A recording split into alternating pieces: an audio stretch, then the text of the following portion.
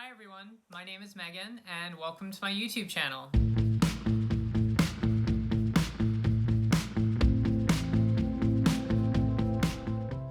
My plan for this channel is to offer my own insights into any issues plaguing the LGBTQ+ community. I also want to provide support and, relatability to those struggling with their gender and sexual identity.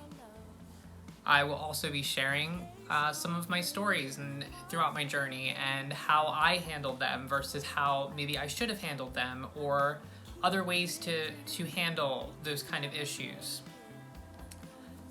Also, a big thing for me has been self-care. And for me, self-care isn't the treat yourself mentality of going out and spending hundreds of dollars on clothes or drinking excessively or anything like that, or sleeping in. For me, self-care is about caring for yourself long term, doing things that are going to help you feel better in the long run. So that's been a huge thing for me on my Instagram that I started a few months ago. And I'll be sharing some tips and letting you follow my personal self-care journey, as well as giving you tips, I just said that, along the way.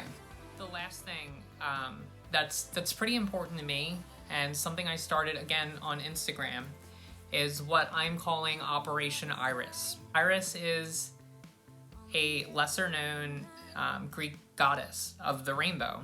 That being said, Operation Iris is about sharing and spreading awareness towards some of the lesser known letters in the LGBT community. Most people know lesbian, gay, bi, trans, but there are so many others that people don't understand, or there's not enough support and education out there.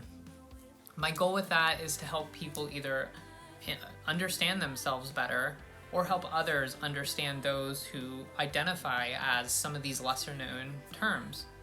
So before I get into this, I just wanted to thank the people at Love What Matters for sharing an article in which I went a lot more in depth with everything I'm about to talk about. So if you wanted to check that out, I'm going to leave a link down below so you can check it out there. I wanted to briefly share my transition story. I didn't have the stereotypical transgender girl story where I played with dolls or I openly expressed wanting to dress as a woman or anything like that. And for a lot of individuals, that's how it is. You kind of live your life a certain way, not feeling comfortable, and you figure yourself out later in life. And that's totally fine. I was on that end of the spectrum. So, at an early age, I noticed that I felt more comfortable with girls my age than the boys. I never really felt I fit in. And I was kind of jealous, honestly, that I wasn't able to experience a lot of the things that other girls in my grade and just my age group were able to experience. Being young, I didn't think anything of it. I just thought maybe it was just a weird thing about me. I never really brought it up. Then, when I was around the age of 8, my parents split. When they did, I became the oldest male in the household on my mom's side. So my dad told me that I needed to become the man of the house. Those words stuck with me for a majority of my life, and afterwards I started getting into sports, mainly football. When I was old enough, I would hit the gym and gain muscle and be just a typical bro. But in secret, I would be stealing my mom's clothes and her nail polish, and just kind of, I didn't think anything of that either. It was just kind of, I thought I was weird and I wasn't going to tell anybody. And that's fine, that's common. Then in high school, I was accidentally put into the drama club, which, being a jock, I thought I was too cool for that. The first day I sat in the back of the class, just sitting there, just kind of, I didn't want to be there. I thought I was too cool to be there. But then after a couple weeks of being there, I slowly started to enjoy it, and I ended up continuing drama and theater and music even into my later high school years. In drama, I met my first LGBTQ plus peers, which was weird. I have family members in the LGBT community, but I never had friends, and I never met anybody really who was gay or lesbian. So being in a group with people like that was just interesting to me. That being said, it was mostly gay and lesbian individuals. And being the straight male I considered myself to be at the time, my LGBTQ plus experience was kind of limited to just those people, those individuals. But it really opened the door for the LGBT community for me, especially going later on in life. After high school, we're going to around age 20 for me. That was the first time I saw a transformation of a boy who became a girl. And I learned the term transgender. Before then, I thought transgender, the T in LGBT, was mostly just cross-dressers or drag queens or people who didn't necessarily identify as women, but like to dress for whether it be fetish reasons or whether it be entertainment reasons. Drag queens are awesome. So I never really knew what that was until this point. And then I realized that there is something called HRT, or hormone replacement therapy. Cool. And that's when I learned that there was something I could do about these feelings I had that I kept bottled up for my entire life. And that was just, it was amazing. So after that, I decided to browse the web, Reddit being a big source for me to get a bunch of information, to learn about others' experience, and I asked about 1,000 questions to other individuals who gave their time to help me figure things out. And I was coming extremely close to coming out and potentially transitioning via hormones. That was when I found out I would be having a child. As soon as I found that out, because even 6 years ago, the LGBTQ plus community back then, only 5 years ago, especially transgender people, things weren't as good as they are today, and that's saying something considering how much further we all need to go just to be seen and respected and accepted. So when I found out and when I eventually had my son, I decided that I would just keep this to myself, that this wasn't me and I couldn't go through with this, so I'm not trans. I'm just gonna live out the rest of my life as a male. And that was fine. That was all well and good. The next couple years between having a child and working my way up in my company at the time, I was pretty distracted. But in the back of my mind, I was getting more and more depressed. I didn't feel comfortable in my body. I knew that. And I knew that there was something different about me and I was potentially transgender. But I wasn't allowing myself to express that, to accept myself. That all came to a head in May of 2017, a little over 2 years ago now. I found myself standing on a balcony, looking down and wanting to jump, wanting to end it all right in that moment. Eventually, I thought about everyone, especially my son, and I stepped down from that ledge. Afterwards, I spoke with my friend who knew I was going through things, not quite knowing what I was going through, but knowing I wasn't in a good place. She expressed to me how much it would hurt to lose me. And that's when it clicked for me that I needed to accept myself if I was ever going to feel normal and feel happy internally again. I couldn't let the people around me lose me in that kind of way.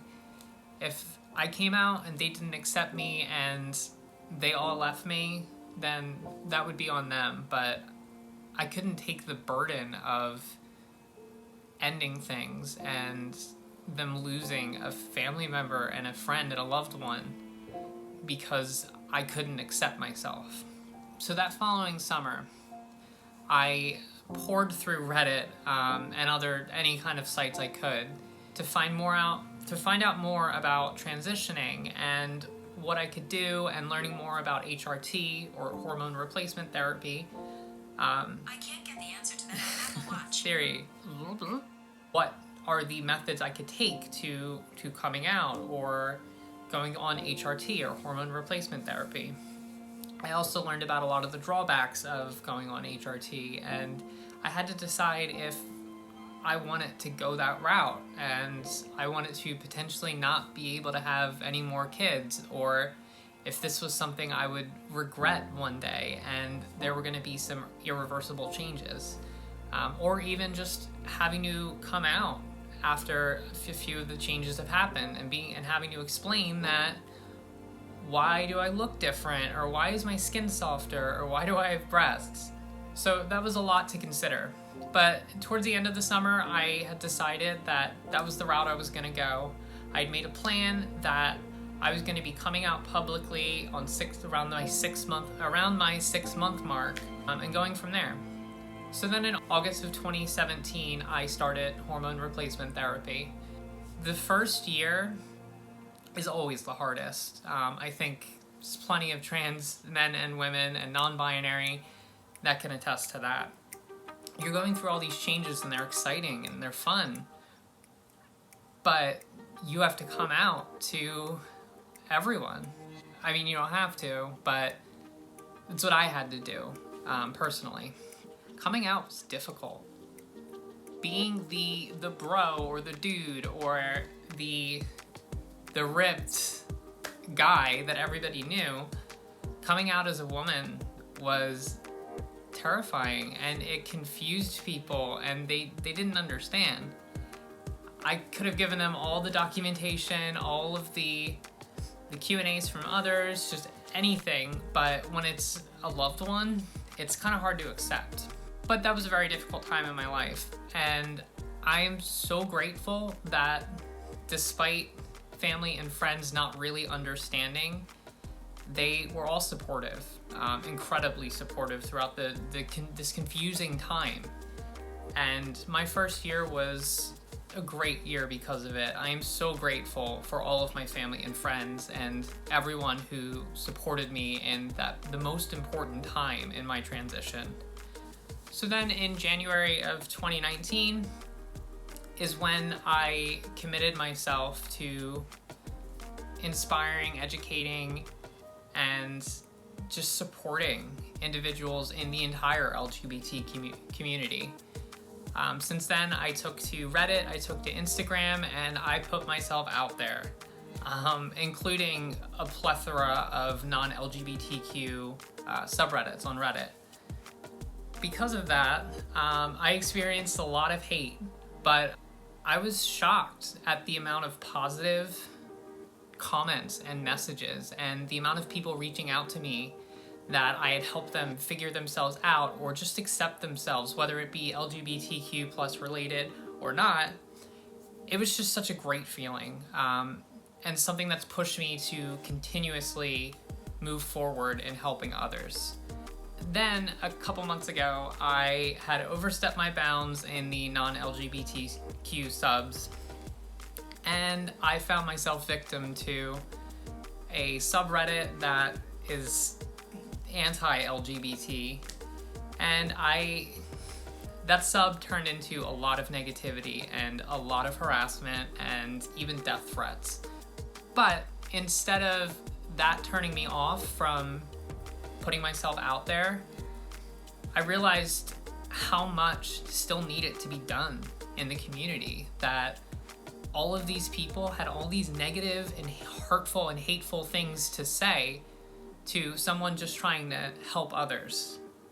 So that was the day I decided that I needed to do more, and that's the purpose for this channel.